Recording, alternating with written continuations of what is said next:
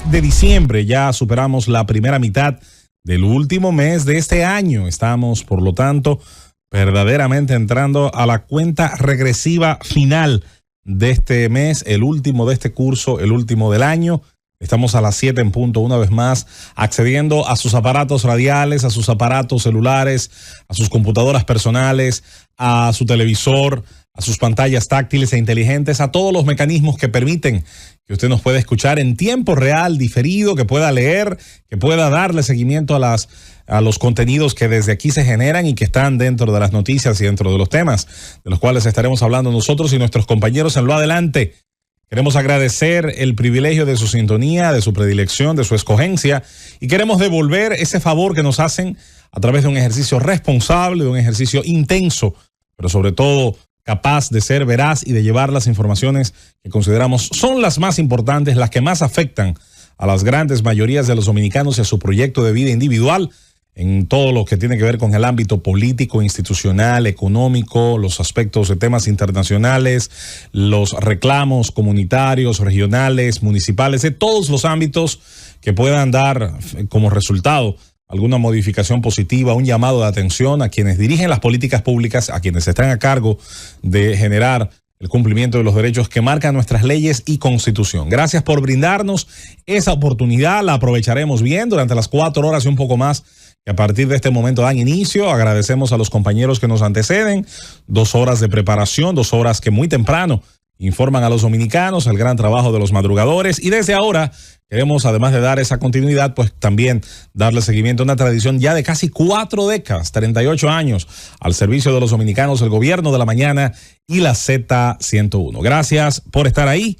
Para nosotros es una excelente oportunidad que vamos a aprovechar. A Dios Todopoderoso las gracias por un día más de vida, un día más de salud, con la oportunidad y la energía, la vocación de estar aquí una vez más en esta cabina histórica de la Z101. Nuestra plataforma, como ya hemos dicho, tiene la capacidad de llegar a una serie de dispositivos de distintas tecnologías, como ha ido evolucionando la forma de consumir información en el siglo XXI. La radio tradicional de siempre, a través de las frecuencias compartidas, los aparatos celulares, a través de la aplicación Z Digital, los computadores personales, a través del portal z101digital.com,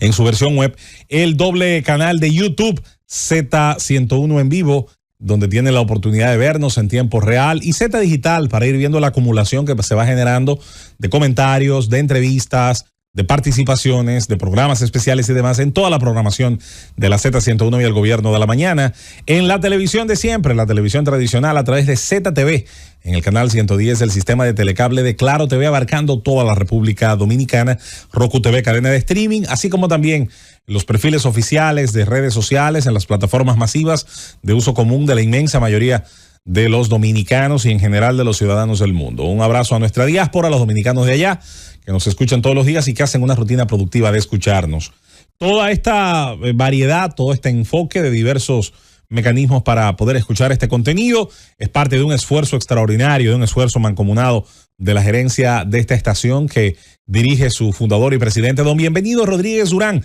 y que comparte su gerente, Bienvenido Rodríguez León Bienchi, los cuales toman las decisiones en la parte ejecutiva, un gran equipo administrativo, un gran equipo técnico que nos facilita todos los días hacer este trabajo, y un gran equipo de comunicación que se da cita como cada mañana y que en lo adelante ustedes escucharán hacer sus comentarios y análisis. Un abrazo a los que lo hacen posible. Francis Villalón en los controles, las compañeras Josefina Ortiz y Karina La Antigua en la coordinación y producción, y el compañero Carlos Gutiérrez en los audiovisuales. Nos vamos de inmediato, como de costumbre, con los titulares que nos arroja este lunes 16 de enero, heredando un fin de semana con bastante actividad, con bastantes tópicos, con muchos temas de interés para los dominicanos, y nos vamos precisamente con esas informaciones más importantes que nos ha ido dejando esta jornada que hemos ido acumulando. En este lunes 16, el Ministerio Público y la Dirección Nacional de Control de Drogas aseguran tener evidencias de la trazabilidad del alijo de más de 9.8 toneladas de cocaína. En la investigación internacional, que cuenta con el apoyo de la DEA, participan unidades élites especializadas en perseguir el crimen organizado. Vamos a tocar un poquito ese tema que también ha sido, yo creo que alado por los pelos, y no necesariamente los de la cabeza, por personas que yo pienso tienen un análisis que es su derecho a tenerlo, pero parece a veces un poco interesado en algunos objetivos que vamos a estar señalando. El ejército detuvo un autobús con 24 haitianos indocumentados. El vehículo en esta oportunidad sí se detuvo al conductor, no huyó al monte y sobrevivió como Rambo o como un Navy SEAL, sino que en esta oportunidad se detuvo al conductor Juan Carlos Polanco Martínez, quien va a ser presentado al Ministerio Público y que deberá contestar las preguntas pertinentes sobre el abordaje de los indocumentados a su autobús. La Policía Nacional informó este domingo que ultimó a tiros a un reconocido delincuente, presunto reconocido delincuente, que era buscado activamente por el homicidio del artista urbano Ambioris Pedro Santana, conocido como Flow Letal. El hombre ultimado solamente fue identificado como John Dre, no se ha ofrecido la información completa de su nombre legal, de su identificación completa, pero esto deberá pues seguir siendo investigado y darle la presentación a este individuo ante la justicia también para resguardar sus derechos fundamentales. En otro orden, la República Dominicana estuvo recibiendo remesas entre enero y noviembre, faltando el mes de diciembre, por valor de 9.752 millones de dólares. En ese sentido, en ese mismo lapso de enero a noviembre del año 2023, habría un incremento de un 5,9 respecto a ese mismo periodo, lo que implica entonces un aumento del esfuerzo de los dominicanos en el exterior, principalmente en Estados Unidos y en Europa, para el envío de estas importantes cantidades de recursos a sus familiares en el país, según informó este domingo el Banco Central. Finalmente, en la orden nacional, la Policía Nacional informó que fue capturado uno de los responsables de la muerte del segundo teniente Ramón Antonio Cabrera Ferrer, quien fue abatido en el sector de María Auxiliadora del Distrito Nacional, en un hecho que se atribuye, según algunas versiones, a un posible tumbe de drogas. Esa investigación tiene que llegar acá al final para determinar cuál pudiera haber sido la participación, si era en favor del orden y la justicia, como intuimos, del segundo teniente, o si había alguna situación mayor, si había alguna situación que involucrara a la fuerza del orden y a los delincuentes, cuál determinó esta situación que terminó con la muerte del miembro de la Policía Nacional. Y bueno, una lástima porque entonces fue capturado realmente, así que esperamos que se le investigue. Nos vamos a las internacionales. Agentes de la policía de Haití mataron este domingo en un intercambio de disparos a Kendi. Kendi era conocido como Jeff Mafia. Con este nombre que parece artístico, fallece, termina la vida y obra, ¿no?, de este apóstol de Jimmy Cherizier. Barbecue era considerado el número 2 de la temida banda liderada por Barbecue. Una fuente de la policía confirmó a la agencia F que fue ultimado entonces el señor Jeff Mafia, ¿verdad? Don Jeff Mafia, como diría un amigo nuestro.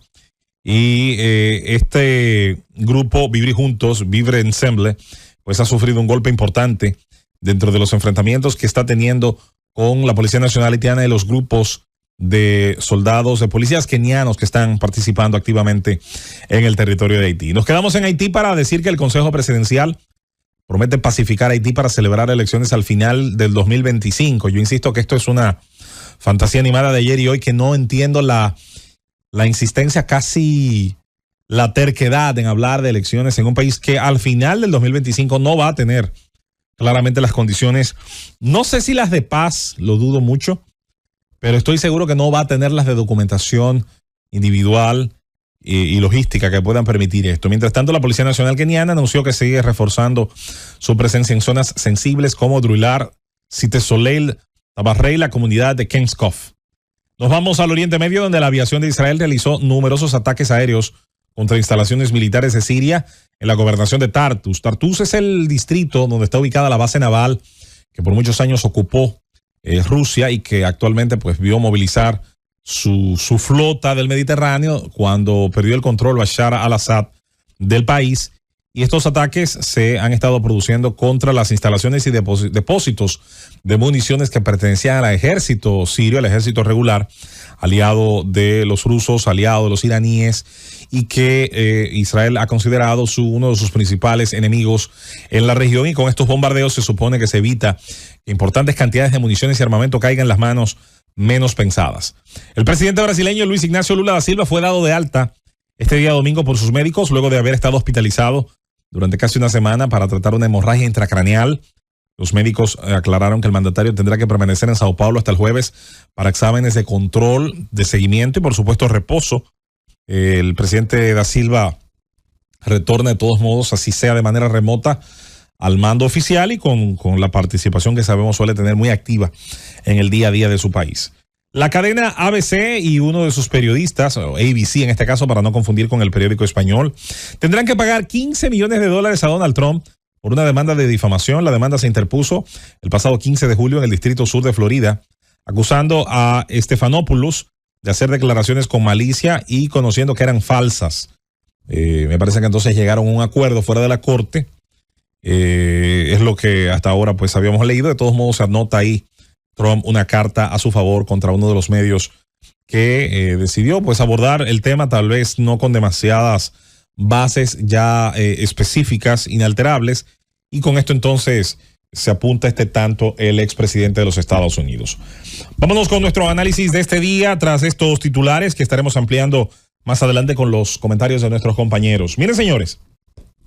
primero que nada, la información de la caída del segundo al mando, del lugarteniente principal, se dice, de Barbecue, ¿verdad? Este gran ingeniero social que se animó a algún elemento de estos que tiene acceso a los micrófonos a decir que Barbecue era con quien había que sentarse a negociar porque era un líder. Lo que pasa es que hay gente que a todo el que le llaman revolucionario de una vez comienza a verle lo bueno. Pero hay de todo en la viña del Señor, ¿no? Definitivamente que es una noticia interesante. Dice que le están llegando los golpes, que están llegando las balas a quien con balas ha aterrorizado al pueblo haitiano. Y dice el refrán muy conocido que el que vive dando hierrazos, balazos, difícilmente vaya a morir a sombrerazos, ¿no? Es evidente que tiene que haber un precio a pagar por parte de estos grupos que han enlutecido, que han llenado de sangre importantes segmentos de la población haitiana y cuya operación en territorio de este país es una razón más para el desplazamiento de una gran cantidad de gente que tendría entonces que marcharse, si lo puede, hacer de las ciudades al interior, a las partes que están fuera de la ciudad, que no es que también estén exentas de violencia y de control de pandillas, y en muchos casos como excusa final para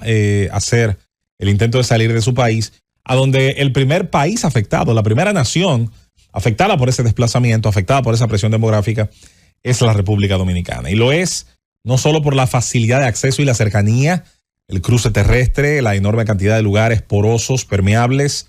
que pueden permitir este paso, desde ríos como el Artibonito, el Masacre, pasando por otros lugares de montaña, otros lugares boscosos, otros lugares de la frontera, sino también por el incumplimiento nuestro y nuestra hasta ahora limitada capacidad de imponer nuestra soberanía, la defensa de nuestros intereses y nuestros límites territoriales. Hay que seguir pensando con la misma urgencia de siempre en la necesidad de un control fronterizo de un 100% de los más de 300 kilómetros de nuestra frontera en todos sus puntos, así tenga que hacerse,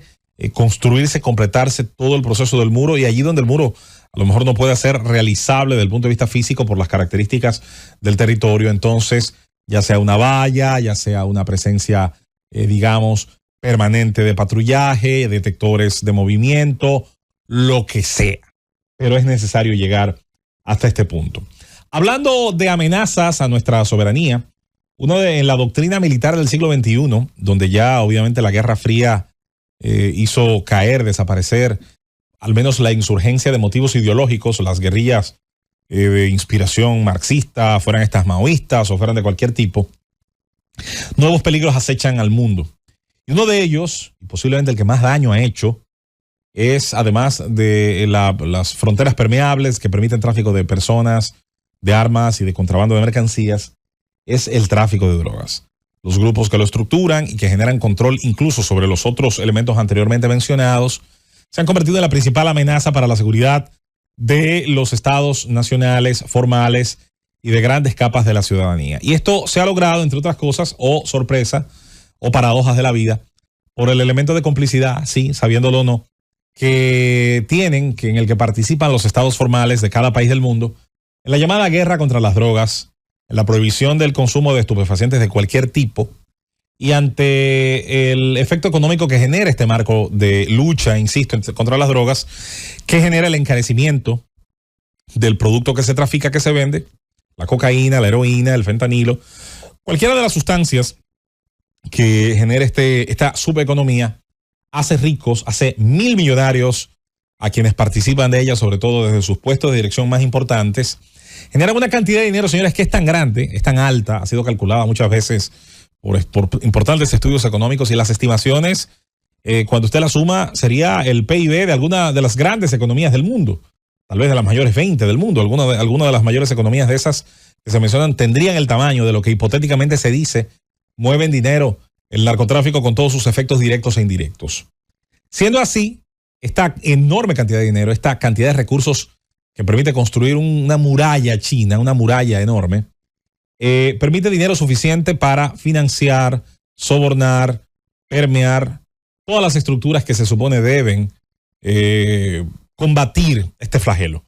Desde judicatura, pasando por fiscales, pasando por policías, militares, periodistas, pasando por oficiales fronterizos, aduaneros y todo aquello que implique algún tipo de obstáculo. Dentro de esos pagos, dentro de esos sobornos, además de la ambición y la avaricia, que muchas veces está dentro de los sobornados, y desde el sobornante está la amenaza también, plata o plomo. O tomas la plata o recibes el plomo. Y a veces en medio de ese marco, que muchos usan como excusa, entonces se facilita también el proceso, ¿verdad? El engrase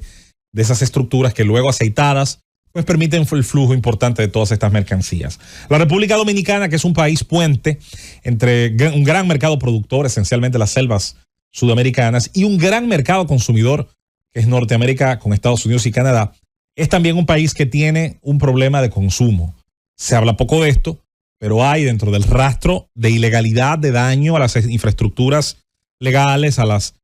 las instituciones. Hay también un daño, un rastro de sangre criminal de las luchas de los grupos, tanto por las redes de tráfico y microtráfico, más todo el efecto pernicioso que genera el consumo, y muchos consumidores que deben robar, hacer robos violentos o no, no importa,